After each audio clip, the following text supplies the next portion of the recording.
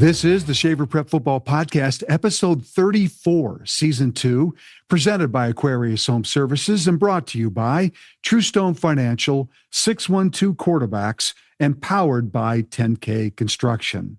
We have a big announcement here at Talk North. Our live Class 6A football selection show is back. Thursday, October 16th at 10 a.m., we'll announce the Class 6A football playoff bracket live.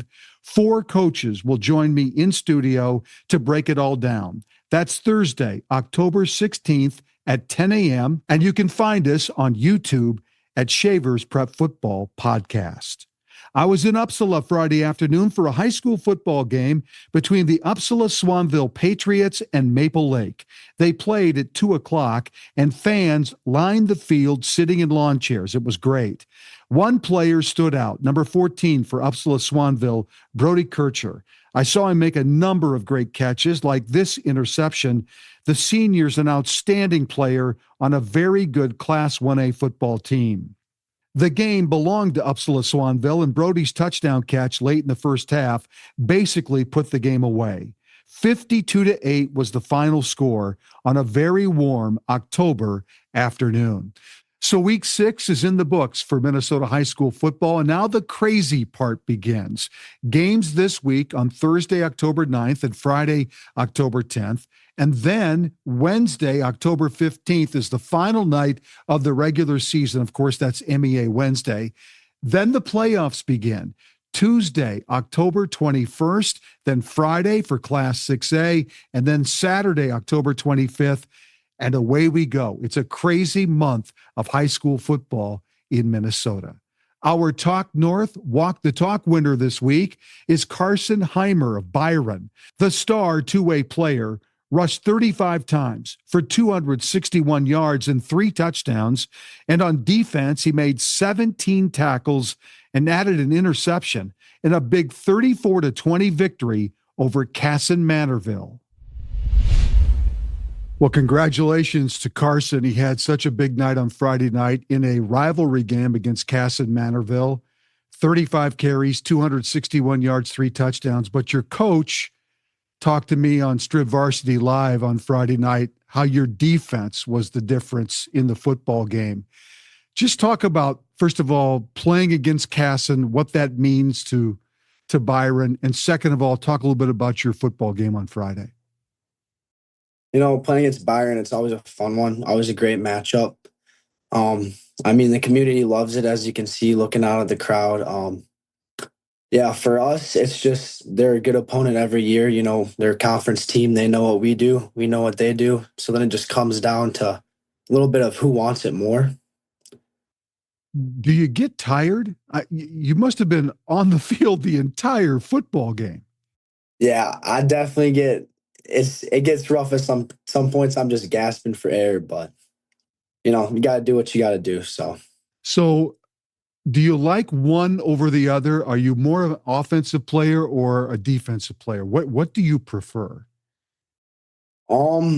It's really close between both of them, but it's somewhat, I don't know. I've been asked this question so many times. Really? And the answer probably changes a little bit every game, but I think defense, like a big hit can just really set a tone.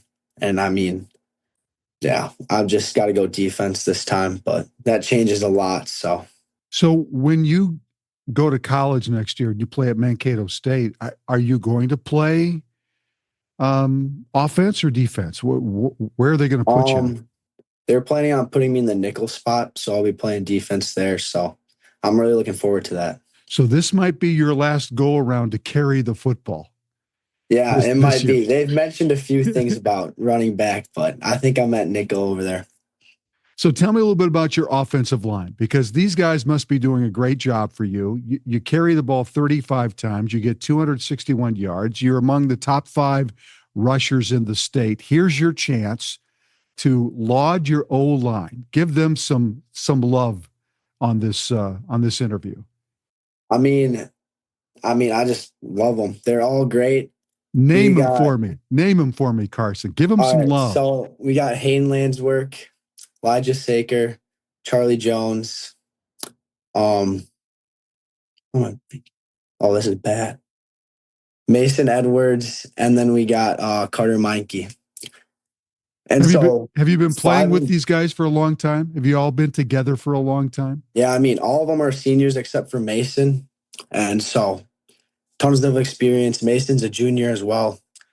And he's been starting since 10th grade. So So everyone knows what they're doing. Yeah, tell me what makes them good up front. How there's a trust level not only between the offensive linemen but between the O line and you. So talk about that a little bit. What's that trust level like? Um, I mean, as far as the scheme goes, they know where to go, but they do a really good job on picking up blocks that maybe don't look like they're supposed to be there, or they just kind of pick up everything. And honestly, makes my job easy. I just follow behind them, make a cut or two, and yeah, they're the ones putting in the real work. Describe yourself as a running back. What do you think makes you a good running back? I think vision. I like to think that I can find holes before they kind of progress. And then I'd also say speed, because I think once I do get to the second level, I mean, I think I got the ability to take it all the way. So last night you had, or Friday night, you had 17 tackles, I believe. You also had an interception. Is that like a normal night, or was this a little bit more than a normal night for you on the field for both sides of the ball? These are actually the first time I'm hearing any of these stats. So this is definitely it's not a normal night. I think this was a great game for me, and it was also like the level of the competition. Our last 5 or so games have kind of been, we get up on a team early and then put those guys in for the fourth quarter. So just playing throughout the whole game, I think definitely is what led to those stats. And then just, I mean, we got a great team. Like, I think we got almost everyone playing one way on the ball. So it just keeps us all fresh. And, football is just a team sport. So Yep. I just got to give credit to them. Byron has started to kind of, I'll use air quotes, dominate this series a little bit. But there was a time when Cass and Manorville beat Byron like 26 consecutive times. I mean, they were absolutely dominating you guys. But the tide has turned a little bit. Does it feel like that? Do you guys talk about that at all? That you're starting to get the upper hand a little bit on Casson in this series? Yeah, I mean, I remember growing up that we'd lose to them. I mean, Really? you said it, like 20 years straight. And then I think high school football is just, there's new people coming in every year, and I think it just depends class by class the level of athletes each team gets. And I think at this point we got a lot of people on our team for Byron, and we're just all kind of dialed in. And then it also comes to is just creating the culture, and I think our culture has shifted over the last 3 years specifically, and that's all due to the coaches. So late July, you decide to commit to Minnesota State Mankato. Why them? What was the reason why you said this is the school and this is the football team I want to play for? They win. They play at a high level of competition, especially for D2 schools. And I mean, I just want to play football. I want the opportunity to play football, and it comes down to they're a great team. They got great coaches, and they always make a good run. So I'm going to be playing more games there than I would at other schools. Last question, you get Stewartville coming up this week. Yeah. I mean, it's like a gauntlet and the sad part is 3 great teams all in the same section. Only one team can get out. So talk about the game against Stewartville, because this one is just as big as the one against Casson. Yeah, I mean, Stewartville hates us. So it's definitely Why going to be is a dog. that? Why do they hate you? I don't know, man. It just comes across a few games. I think like, what was it, 2 years ago we beat them. Yeah, 3 years ago now. We beat them in the section champion or section semifinals. And that was like, they had a really good team. That I think that kind of started it. Yeah. Ever since then, throughout volleyball and all the other sports, it's just been a growing feud. And then I think them coming back into our section just amps up even more to where, yeah, it'll be a dogfight. Yeah, I was going to say that because some people, Stewartville's the two-time, I believe, reigning 3A champion, but they moved back up to 4A this year. So that just kind of throws everything into a interesting quandary in Section 1 for all of you guys. What's the key to beat Stewartville? When you look ahead and you see this matchup, you know what they're going to do. What's the key for you guys? I think we got a great coaching staff, so I'm not worried about the scheme. I think we'll have a great scheme. Then it comes down to just everyone doing their job to the best of their ability every single play. And I think as long as we follow the script, we do our best on every play, and we do our job, and we don't try and do too much, I think we'll be just fine. Congratulations on a great night on Friday and beating Carson Manorville 34-20. Byron now 6-0 on the season. And of course, heading into a big game against Stewartville on Friday. Carson, thanks so much for doing this. Appreciate it. Thank you. Byron's win over Carson Manorville basically cements them as the number one team in Class 4A. Other big wins last week, St. Peter knocked off Albert Lee, handing the Tigers their first loss of the season. And the arch rivals met, Prior Lake and Shakopee, and the Lakers knocked off Shakopee 38-28. And North Branch lost for the first time this year as Grand Rapids beat them 40-8. This is a big week for Minnetonka football. Not only do they host rival Edina, but it's Salute to Service Week, and it's an event that's growing in Minnesota prep football. Well, this is a big week for Minnetonka high school football. It's Salute to Service Week at Minnetonka. They host Edina on Friday night. Pat Becker is here for Minnetonka football to talk more about the Salute to Service program at Minnetonka. Pat, thanks for doing this. If I have this right, year 4 of Salute to Service by Minnetonka. Tell us a little bit about what is it, how did it start, and maybe how it's grown over the last 4 years. Yeah, thank you for having us and talking about the event, Randy. We appreciate it. My name's Pat Becker. I'm the president of the Minnetonka Touchdown Club, which is the booster program that supports our high school football team.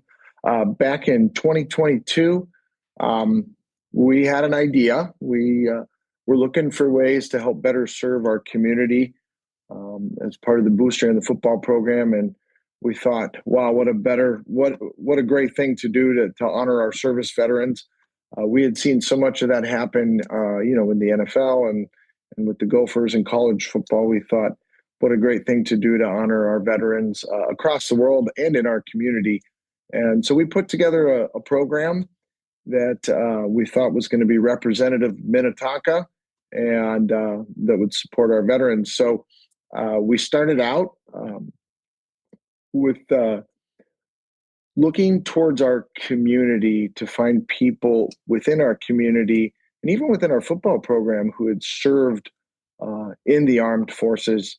Found quite a few of them, actually, as we went out and looked, and including one of which was my father. And so we put together that program, bringing the students involved, bringing Bill Wenmark, who's the director of Veterans Affairs for Minnetonka High School, Coach Mark Ash and his staff, who were pivotal in helping design the program.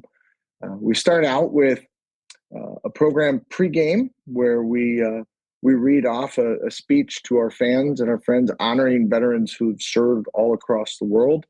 We bring on our student color guard that includes representatives of the flags from all of the armed services branches.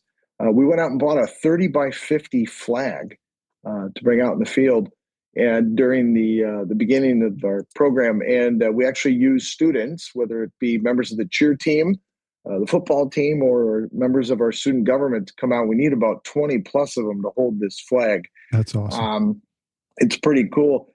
We kick off our ceremony with the national anthem sung by our band. And then right when that national anthem ends, we hired a couple pilots out of St. Paul Holman Field who had put together restored a B-17 bomber along with 2 fighter planes. And in classic flute to service style, we had a flyover right when Wow. that national anthem ends. Yeah. And then they go ahead and kick off the game. And then at halftime, we usually choose between 5 to 7 veterans. Like I said, whether it's within our community or part of our school. And then at halftime, we have a program where we read a little bio about them, and we've got a brand new video screen scoreboard that was donated by the Touchdown Club a couple years ago. And we put a full multimedia up on the board honoring each individual veteran that we've chosen for that game. And so it started in 2022. We've done it every year since, and the program has grown. We designed our own salute to service gear, just like college and in the NFL. We provide it to our coaching staff, but we also sell it to our fans. And year one, it was all coaches. Year two, we sold, I remember it was 1,000 plus sweatshirts. And so the whole stand is decked out. That's great. Which is pretty neat. So it's grown. And the student sections, both visiting school and our own school, we have red, white, and blue day that day, so we really get a good crowd. But it's grown tremendously. And this year we decided, and really this was Coach Esch's idea, was that he wanted to see this go farther in the state of Minnesota. And he envisions that we could see this event happen all across Minnesota as a regular part of our high school football season. And so this year, Minnetonka decided, Mark got together with 12 different coaches from across the state and said, we'd like you guys to do your own salute to service event.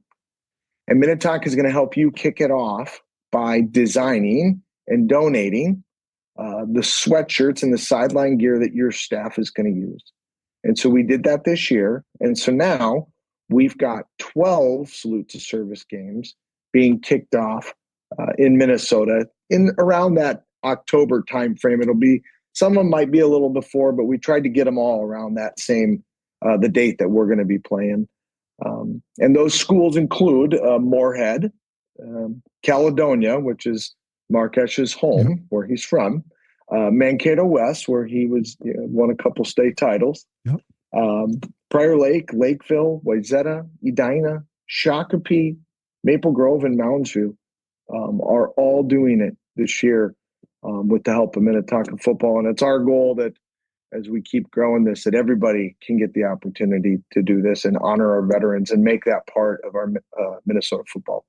One last question. What's the reaction from the students? Because I would think that this is not just a great thing for the fans and everyone, but maybe a little bit of a learning experience for the students too. Yeah, it's a good question. We always have to work with our youth to help them understand the sacrifices that our veterans make to protect our country's freedoms. The support from the students is just outstanding. It probably is one of our most, when you talk about theme days, Randy, whether it's a pink day for tackle cancer or hunting camo day when we're getting the hunting season, the red, white, and blue theme is probably the most celebrated event that we have. So the feedback from the students has been tremendous, and we can't appreciate enough what everyone's done to make the program what it is today. Well, congratulations, because this is a great thing to be doing. Once again, Minnetonka High School football will be holding its salute to service on Friday night this week, October 10th, when they take on Edina. Pat, thanks so much. I appreciate it. Yes, Randy. Thanks for having us. Aquarius Home Services takes water treatment to an all-star level with the Connecticut water treatment system. And now get up to 25% off with 6-month no payments and no interest financing for qualified buyers. It's a great deal for worry-free water for drinking, worry-free water for cleaning, laundry, showers, dishes, and more.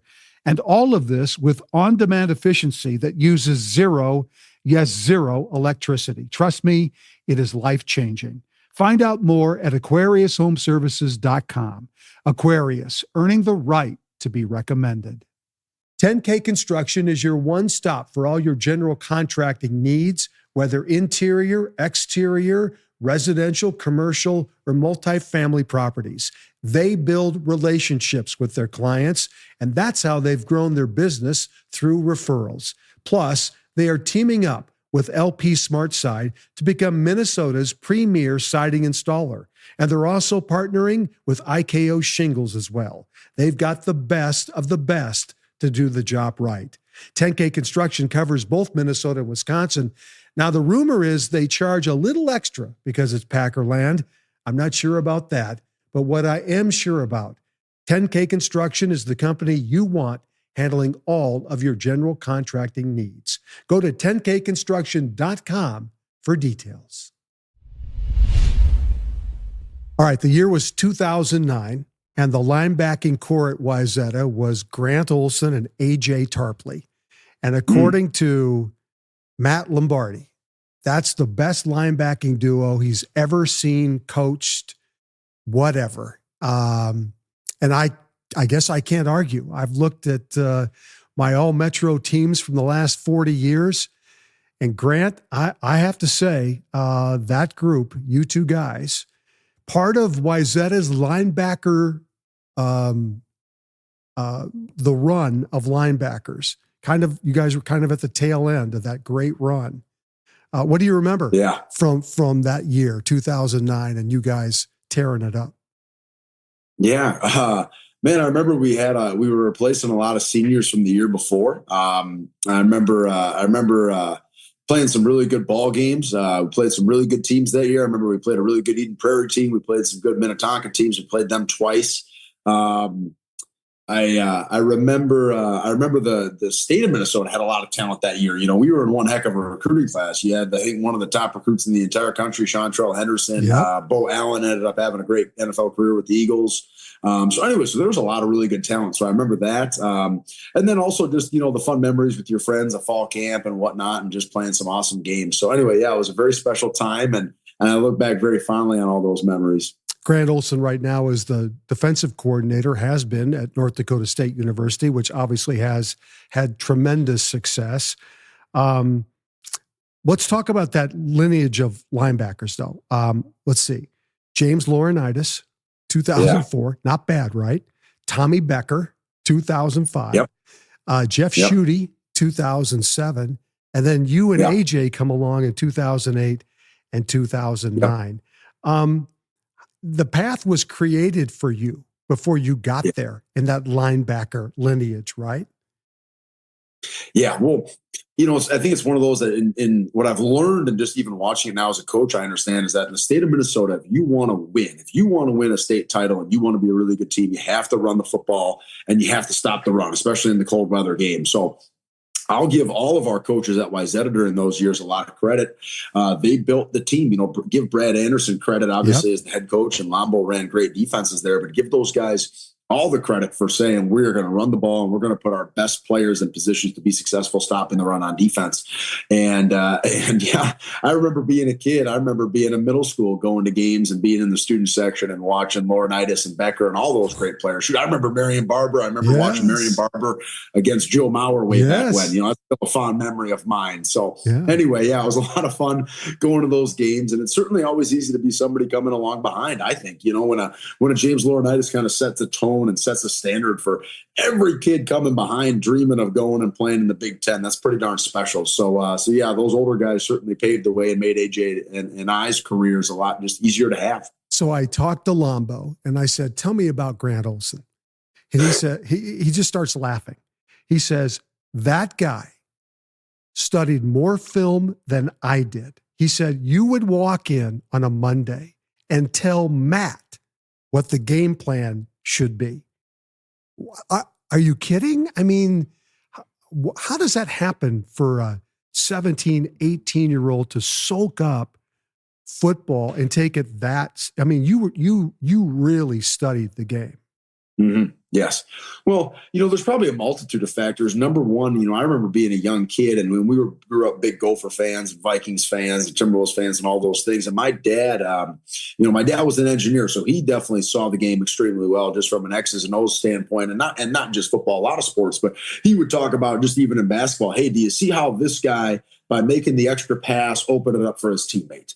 And we'd be watching football and it'd be watching the Vikings. And, hey, did you see how Jim Kleinsasser had made this great block that opened up the hole for the running back and all those sorts of things? So anyway, that was just a little bit of kind of what we did growing up and just love sports and love competing. So anyway, got a great stage there. And then just had awesome coaches, Lambo and all the coaches at Wayzata. RJ was my linebacker coach way back when. And just taught you how to watch film, taught you how to study the game. Older players certainly helped out. My older brother certainly was a great example for me just as a young guy. He's getting ready and he's watching film. So doing it as a freshman instead of waiting until you're a sophomore, waiting until you're a senior, I just had a major advantage on other guys having an older brother.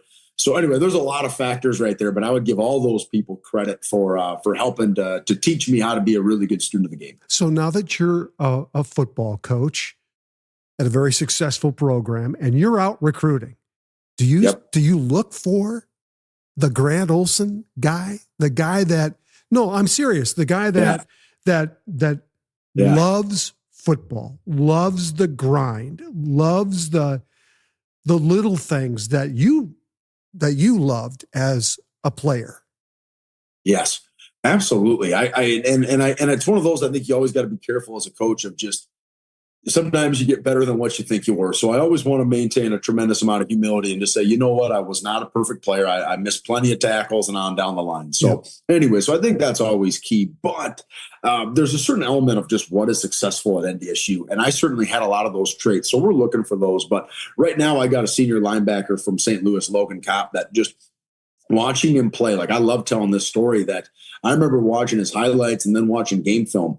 And he was just one of those guys that he just did everything. I mean, he returned punts, he played running back, he played fullback, he played linebacker. He just did everything. And I'm sitting there like, and then I talked to him on the phone and I find out he's got a great GPA and he wants to be an engineer. And I'm just like, oh man, we are hitting a home run here. I remember getting so excited. This was during COVID. I remember getting on the staff Zoom call the next day. I'm like, guys, I'm telling you, we want this guy. Like, don't ask me how I know. I just know.